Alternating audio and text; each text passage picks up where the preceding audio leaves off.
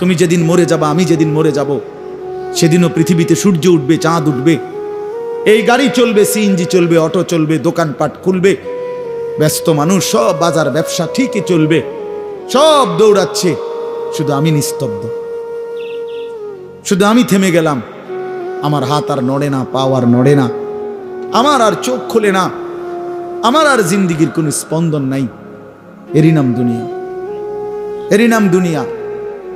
বিকালবেলা যারা জানাজা পড়ছে, এই স্ত্রী ছেলে কাঁদছে সারাদিন বাপের জন্য, স্বামীর জন্য, এই মানুষগুলোই রাত্র 9টায় আবার পাশের বাড়ির থেকে রান্না করে আনছে, এরাই পেট ভরে ভাত খাইতেছে। এরই নাম দুনিয়া, এর নাম দুনিয়া, এর নাম দুনিয়া। এই মানুষগুলো তো একদিন উপাস থাকলো না, আপন সন্তান, আপন স্ত্রী। তাহলে ধোকার এই দুনিয়া কার জন্য সাজাইলাম?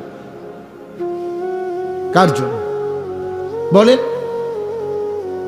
বলেন কার জন্য? ইয়ালামুনা যাহিরাম মিনাল হায়াতিদ দুনিয়া ওয়া হুম আনিল আখিরাতি হুম গাফিলুন। আল্লাহ বলে, বান্দা দুনিয়ার জীবন তো খুব বুঝলা, কিন্তু আখিরাতের ব্যাপারে গাফিল হয়ে রইলা। আমার ছেলেরা, তোমরা বলো ভাই, তোমরা যারা খোদার 365 দিনে একটা বছরে কোনোদিন ফজরের নামাজ কোনোদিন পড়ো নাই, তোমার এই পরিণতি, তোমার এই গন্তব্য শেষ কোথায় তুমি বল? ইনসাফের সাথে তোমার বিবেককে, প্রিয় বন্ধু, 1 মিনিটের জন্য আমি তোমার বিবেককে বললাম, তুমি বলো, সারাদিন যে উলঙ্গ ছবি দেখলা, সারা রাত যে নর্তকীর ছবি দেখলা, এরপরে তোমার গন্তব্য কোথায়? থামবা কোথায়? তুমি কোথায় গিয়ে থামবা?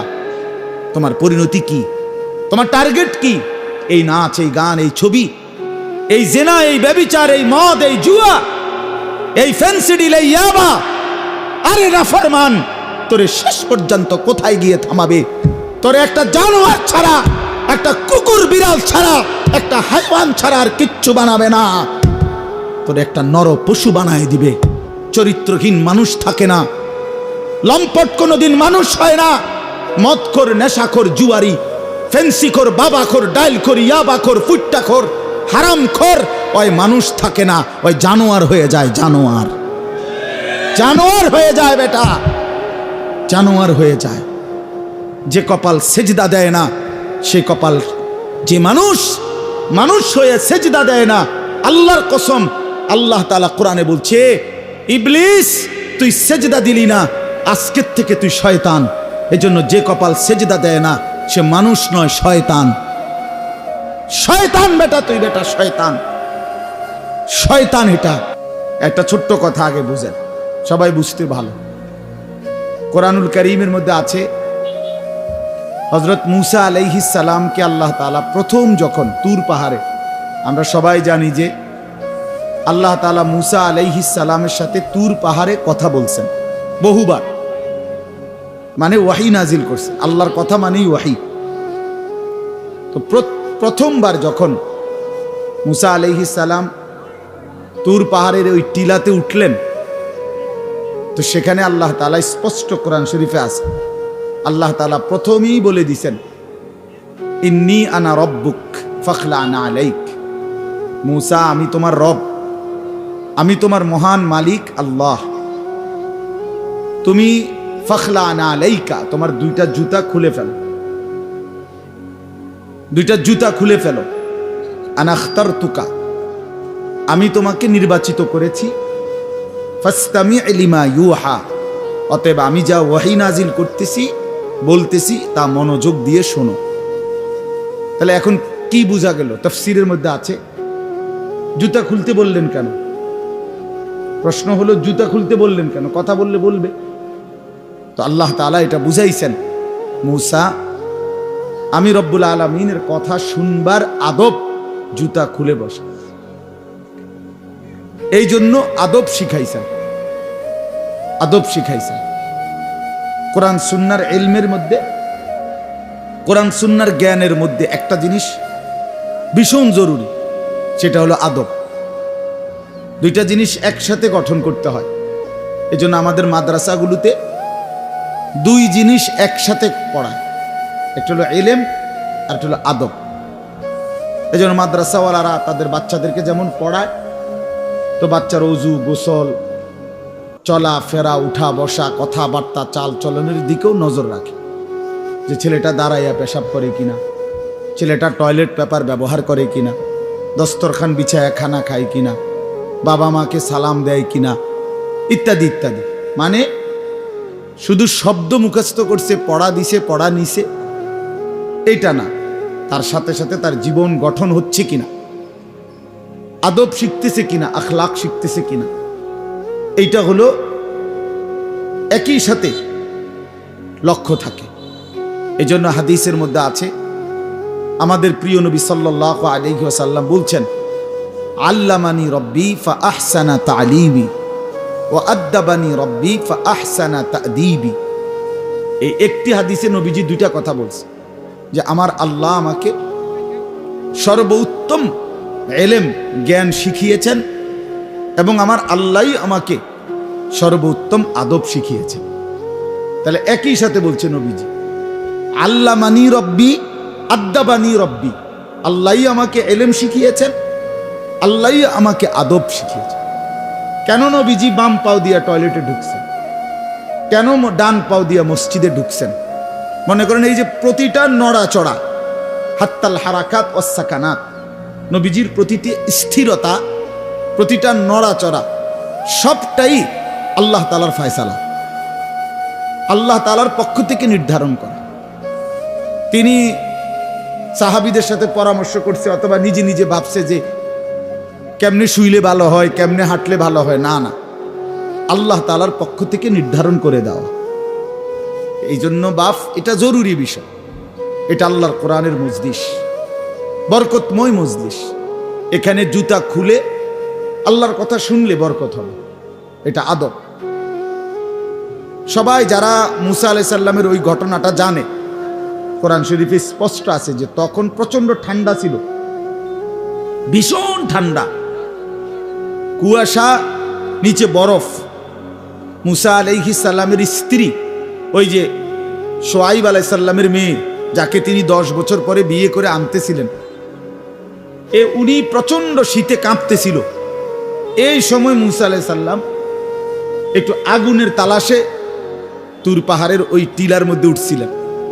স্ত্রীকে বলছে, ইন্নী আনাস্তু নারা, আমি একটু আগুন তালাশ করে আনি, যদি আগুনটা আনতে পারি তাহলে আগুনের মধ্যে যদি তোমার শরীরে একটু সেঁক দাও তাহলে গরমটা আর শীতটা একটু কম লাগবে। মানে সে শীতকালে আগুন দিয়ে আগের দিনে খুব ছিল, তাহলে বোঝা গেল এত ঠান্ডা, এত প্রচন্ড শীতে যে কাঁপতেছে। কিন্তু এরপরেও আল্লাহ তাআলা বললেন আগে জুতা খোলো। অথচ এই ঠান্ডার মধ্যে জুতা না খুললে ভালো ছিল, কিন্তু এরপরও আল্লাহর কথা শুনবার আদব, জুতা খুলে শুন। হাদিসের মধ্যে কথা স্পষ্ট আছে, আল্লাহর নবী সাল্লাল্লাহু আলাইহি ওয়াসাল্লাম কখনোই খাবার জুতা পরিহিত অবস্থায় খাইতেন না। জুতা পায়ে কখনোই তিনি খাবার খাইতেন না, বরং জুতা খুলে পিঠ সোজা রাইখা, মাথা নিচের দিকে নোয়াইয়া, 2 হাঁটু উপরের দিকে তুলে বিনয়ের সাথে আল্লাহর নবী সাল্লাল্লাহু আলাইহি ওয়াসাল্লাম খাবার গ্রহণ করতেন। নবীজি নিজে বলতেন, আকুলু কামা ইয়াকুলুল আবদ, একজন গোলাম তার মনিবের সামনে যেরকম বিনয়ের সাথে খানা খায়, আমি আমার মহান আল্লাহ পাকের সামনে এভাবে খানা খাই। ভাইয়া, আদব, আদব অনেক বড় জিনিস। আল আদাবু খাইরুন কুল্লু, আদব পুরাটাই কল্যাণ। রাসূলুল্লাহ সাল্লাল্লাহু আলাইহি ওয়াসাল্লাম বলছেন, মা নাহালা ওয়ালিদুন ওয়ালাদাহু মিন নুহলিন মিন আদাবিন হাসান। তোমরা তো বাংলাটা বুঝলা না, জুতা যেহেতু খুলবা না ভাই, তো বাইরে চলে যাও।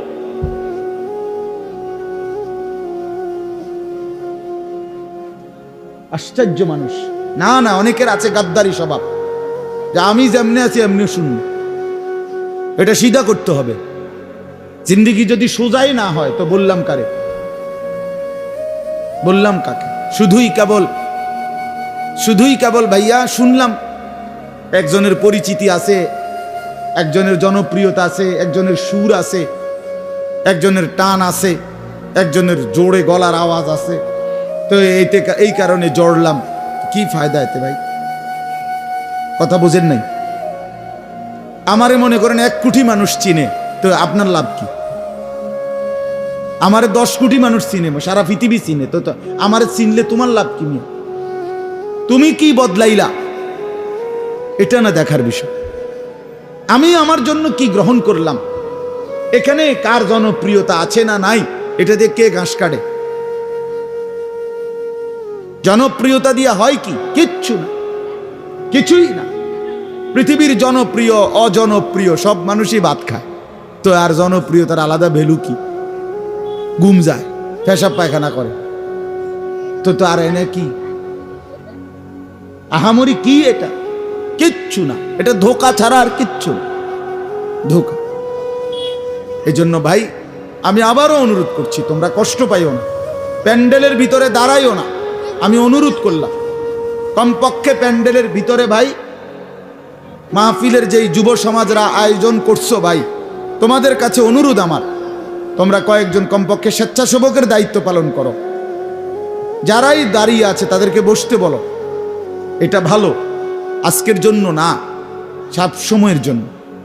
হাদিসের মধ্যে আছে হযরত জিবরাইল আলাইহিস সালাম নবীজি সাল্লাল্লাহু আলাইহি সাল্লামের কাছে, শুনতেছেন আপনারা? নবীজির কাছে যখন হযরত জিবরাইল মানুষের আকৃতিতে আসতেন, জিবরাইল আলাইহিস সালাম কখনো কখনো তার মূল আকৃতিতে অদৃশ্যভাবে ওহী নাজিল করতেন, কোরআন। আবার কখনো কখনো মানুষের সুরত ধরেও নবীজির সামনে আসতেন। হাদিসে কথা স্পষ্ট আছে যে যখনই জিবরাইল মানুষের আকৃতিতে নবীজির কাছে আসতেন, তো নবীজির সামনে এসে আদবের সাথে বসতেন। কিভাবে বসতেন? হাদিসের এই শব্দটা পর্যন্ত আছে, ফাসনাদা রুকবাতাইহি ইলা রুকবাতাইহি। মনে করেন নবীজি এদিকে ফিরা, তো জিবরাইল ওইদিকে মুখোমুখি মুখোমুখি বসতেন, এভাবে যে উভয়ের হাঁটু বরাবর, বুক বরাবর, চোখ বরাবর, এইভাবে মনোযোগ দিয়ে জিবরাইল আলাইহিস সালাম নবী সাল্লাল্লাহু আলাইহি সাল্লামের সামনে বসতেন। এরপরে তিনি বিভিন্ন বিষয় বলতেন, শুনতেন, নবীজির সাথে কথা বলতেন। তাইলে আদব এটা। আল্লাহর কোরআনের সামনে, রাসূলুল্লাহ সাল্লাল্লাহু আলাইহি সাল্লামের হাদিসের সামনে সর্বোচ্চ আদবের সাথে বসতে হয়, সর্বোচ্চ। এটা বসা, এটাই নিয়ম। হাদিসের মধ্যে আছে, আরো শুনাই আমি, হাদিসের মধ্যে আছে, হাদিসে কুদসি, কোন নেককার বান্দারা যখন আল্লাহর জিকির, আল্লাহর তেলাওয়াত, আল্লাহর কথা শুনবার জন্য, বসবার জন্য, বলার জন্য বসে, তো এই পুরা মজমা যখন শেষ হয়, তো আল্লাহ ফেরেশতাদেরকে জিজ্ঞেস করে যে আমার এই বান্দাদেরকে কি পুরস্কার দেওয়া যায়? তো তারা বলে, মহান আল্লাহ, আপনার ইচ্ছা। তো আল্লাহ তাআলা বলেন, শোনো, আমার এই প্রিয় বান্দাদের মজলিস যারা বসলো, আমি তাদের সকলকে মাফ করে দিলাম। তো ফেরেশতারা বলে, আল্লাহ, এখানে এমন লোকও আছে যে এমনি আসছিল, দ্বীনি উদ্দেশ্যে আসে নাই, আপনার কথা শুনতে আসে নাই, এমনি বইছিল আর কি। ইন্নামা জা আলি হাজাতিন, ব্যক্তিগত কোনো উদ্দেশ্যে আসছে, তাকেও মাফ করে দিবেন। তখন আল্লাহ তাআলা বলেন হাদিসে কুদসি, হুমুল কওমু লা ইয়াশকা বিহিম জালিসুহুম। এই শব্দটা বুঝাইতে চাই। আল্লাহ তাআলা তখন বলেন, আমার প্রিয় বান্দাদের মজলিস, তো এজন্য হুমুল কওমু লা ইয়াশকা বিহিম জালিসুহুম, এমন কওম, যে কওম, আল্লাহ বলে আমার নেক বান্দাদের মজলিস এমন মজলিস যেখানে যেই বসছে আমি আল্লাহ কাউকে বঞ্চিত করি না, কাউকেই বঞ্চিত করব না, বরং ফেরেশতারা শোনো, আমি সকলকেই মাফ করে দিলাম। তাহলে এইখানে কথাটা কি? যে জালিসুহুম, আমার নেক বান্দাদের সাথে যারা বসছে আমি সকলকে মাফ করে দিলাম। তাহলে বোঝা গেল বসার গুরুত্বটা আলাদা। এই এতগুলো কথা বলার পরে আর আমার পক্ষে আর কিছু বলার নাই এই বিষয়ে। কোরআন সুন্নাহর আলোকে বললাম। এরপরে কোনো বদনসিব যদি নাই বসে, তার কি করার আছে? তার কি মাথাত বাড়ি দেওয়া যাবে? কথা বুঝছেন না? কাজেই এরপরে কোনো দুর্ভাগা না বসলে ঠিক আছে। ইসরাফিলের ফু যেদিন দিবে, সেদিনও বহু মানুষ গাফেল থাকবে। হাদিসে আছে ইসরাফিলের ফু হবে, পৃথিবীতে ভূমিকম্প শুরু হবে, জমিন কাঁপতে শুরু করবে, আসমান ভাঙতে শুরু করবে, তখনও গাফলতের মধ্যে বহু মানুষ থাকবে। এই অবস্থাতেই মৃত্যু হবে, এই অবস্থাতেই হাসর হবে। কাজেই গাফেল থাকবেই, গাফেল থাকবেই। এই জন্য আল্লাহ তাআলা আমাদের প্রত্যেককে আল্লাহর কথা, কোরআন সুন্নাহর কথা মনোযোগ দিয়ে আন্তরিকতা নিয়ে শুনবার তৌফিক দান করেন। এবার আর একটা কথা, ছোট্ট কথা, সেটা হলো ভাই, মেহেরবানি করে প্রত্যেকে এই যাদের হাতে মোবাইল, এই হাতে ধরা এই মোবাইলগুলো নামায় ফেলো। আল্লাহর ওয়াস্তে আমার এই কথাটা রাখো, ভালো হবে। আমি তোমাদের কল্যাণের জন্য বললাম। আল্লাহর ওয়াস্তে এই হাতের মোবাইলটা অল্প একটু সময়ের জন্য আমি অনুরোধ করলাম, এটা নামাইয়া এটা বন্ধ করে দাও। এমনি শোনো, চেহারার দিকে তাকাইয়া শুনলে দোস্ত ভালো হবে, মনোযোগ বাড়বে, দিলে কথা জমে। শুধু মোবাইলটা ধরে রাখলে একটা বড় সমস্যা হলো নিজের অন্তরের মধ্যে জেহানে থাকে এটা যে আমার মোবাইলে উঠতেছে কিনা, সেজন্য সারাক্ষণ নজর এটার দিকে থাকে। আর একটা মনোবিজ্ঞানীদের একটা কথা হলো, মানুষের অন্তর একসাথে দুই জিনিস ভাবতে পারে না।